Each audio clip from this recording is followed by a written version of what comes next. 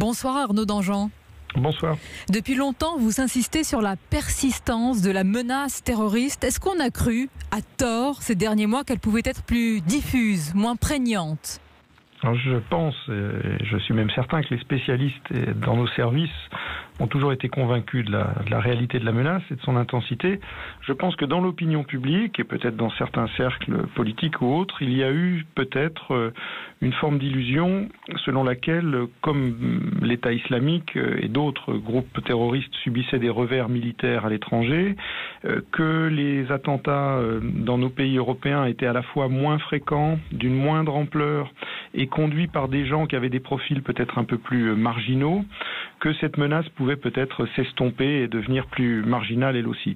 Moi j'insiste sur le fait que si certes il y a des profils un peu marginaux avec des gens au profil psychologique peut-être plus faible qui ont conduit des attaques terroristes dernièrement, il y a derrière ces gens-là des matrices en termes d'organisation, en termes d'idéologie et surtout en termes de détermination qui sont toujours à l'œuvre. Et moi, j'ai entendu aucun grand chef djihadiste à travers le monde ces derniers mois dire qu'il allait renoncer à la lutte armée, dire qu'il allait renoncer à frapper les Occidentaux et dire en particulier qu'il allait renoncer à frapper la France. Ce qu'on entend va même plutôt dans le sens contraire, à savoir que la France reste un objectif prioritaire pour ces groupes. Donc c'est ce qui m'incite à le rappeler dès que je le peux, modestement, comme je l'ai fait hier d'ailleurs au débat que nous avions à Strasbourg, quelques heures avant cet attentat, que nous devons rester extrêmement vigilants parce que c'est un combat qui va prendre, j'ai l'habitude de dire une génération, c'est peut-être un abus de langage, mais en tout cas nous sommes face à un phénomène structurel. Le djihadisme, ça fait 30 ans qu'on le voit évoluer, qu'on le voit se reformer, s'adapter et être toujours aussi présent et virulent. Donc la menace, oui, elle est là, elle est bien là et elle va durer longtemps. Et même si elle s'espace, même si elle s'exprime de façon un peu différente, même si heureusement on n'a pas des attentats tous les jours, il faut être bien conscient que ça va durer. Arnaud et donc Danjean, il ne faut pas tomber de l'armoire chaque bien fois sûr, qu'on nous arrive quelque chose. Vous parlez de l'idéologie, ce poison de l'idéologie, c'est une question permanente. Est-ce que nous sommes suffisamment armés juridiquement et je dirais même moralement pour faire face à cette idéologie mortifère ?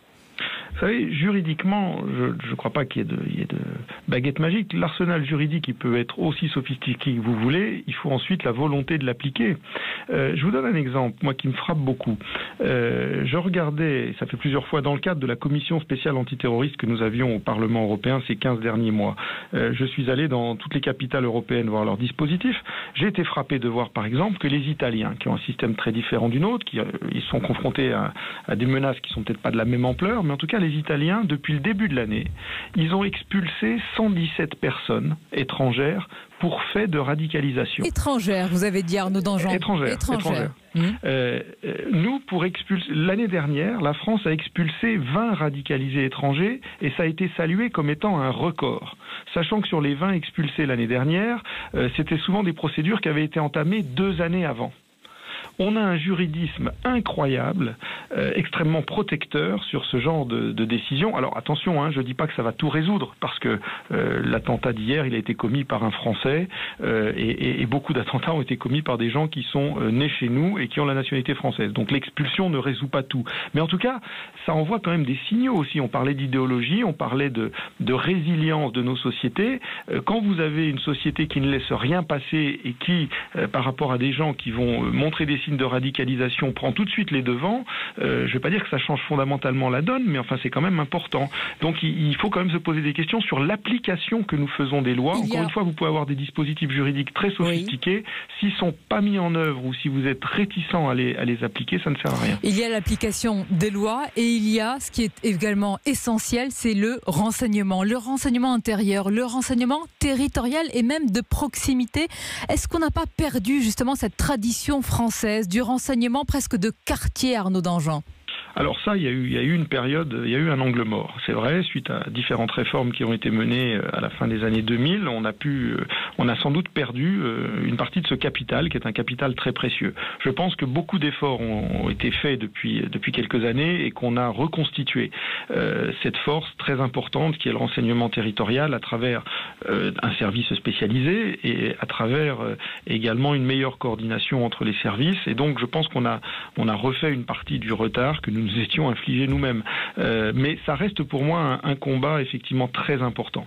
Et c'est pour ça que là aussi au niveau européen, j'entends parler de vieilles lunes sur une CIA européenne, un FBI européen. C'est pas de superstructure européenne dont on a besoin. Les superstructures européennes, elles nous auraient rien apporté sur les fameux attentats d'opportunité auxquels on est confronté aujourd'hui. Ce qu'il nous faut aujourd'hui, là où on pêche aujourd'hui, là où on a une forme de maillon faible, mais qui est quelque chose de très difficile à faire, c'est la détection entre le moment, la détection du passage à l'acte. La plupart des gens sont à peu près connus. On sait qu'il y a 20 000 fichiers pour radicalisation. Donc on a un travail assez considérable qui est fait pour détecter en amont. Mais c'est pas parce que vous avez détecté quelqu'un que vous pouvez prévoir son passage à l'acte. On a bien compris les grands défis que vous évoquez. Merci Arnaud Danjean d'avoir été notre invité depuis Strasbourg. Merci à vous. On va retrouver à présent Gilles Kepel, professeur des universités, auteur de nombreux ouvrages dont celui-ci, Sortir du chaos. Bonsoir Gilles Kepel. Bonsoir. On sait que l'assaillant de Strasbourg est passé par la case prison avec de multiples condamnations. Vous avez l'habitude de dire que la prison est et reste un incubateur de la radicalisation. C'est probablement encore la preuve ici ?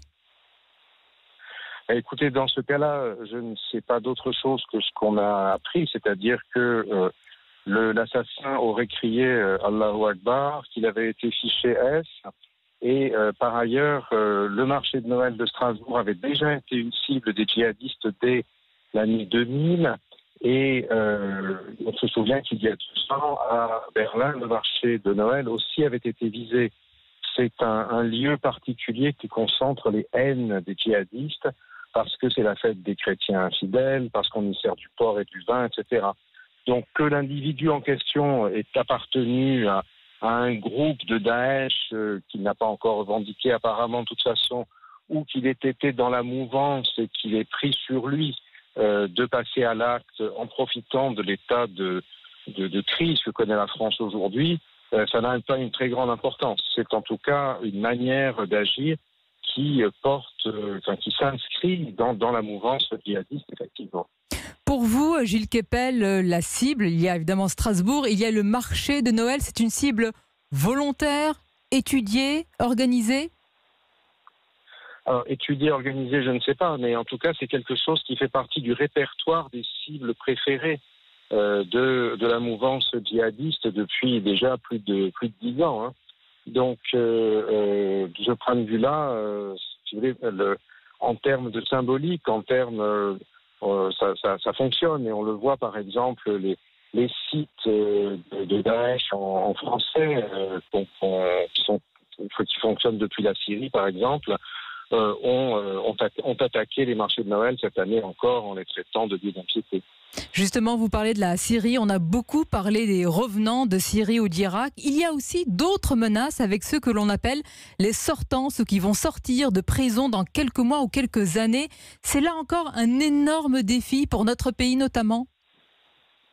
Oui, tout à fait. Notre système carcéral n'a pas encore véritablement trouvé la solution, puisque on a hésité entre mélanger les djihadistes au droit commun sur lesquels ils ont exercé souvent un très grand prosélytisme, ou bien alors les mettre tous ensemble, mais ils ont créé un contre-pouvoir aux prisons. Il faut ajouter aussi que Strasbourg est un lieu dans lequel il y a eu énormément de départs en Syrie, il y a eu des retours aussi, et évidemment un certain nombre de quartiers populaires d'Alsace sont des lieux de très haute tension. Merci Gilles Kepel d'avoir été l'invité d'Europe 1.